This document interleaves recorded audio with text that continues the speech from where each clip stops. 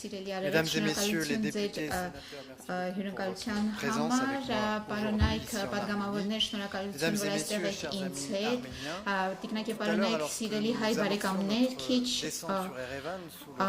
առաջ, երբ իջնում էինք Երևան, Արարատի հայացքի ներքո, մտածում էի, որ ժամանակն է սիրելի Արարատ, պատասխանել ձեր հրավերին եւ այցելել Երևան եւ մեծ ուրախությամբ եմ ես այստեղ գտնվում, սա իմ առաջին այցն է, ուրախություն, որը նաեւ հուզումնալից է, որովհետեւ այս տարի նշում ենք հայոց ցեղասպանության 110-րդ տարելիցը, բայց նաեւ հպարտությամբ լեցուն ուրախություն, քանի որ մեր երկու երկրների հարաբերությունները երբեք այսքան ինտենսիվ եւ վստահելի չեն եղել, որովհետեւ բարեկամությունը կապում է վաղուց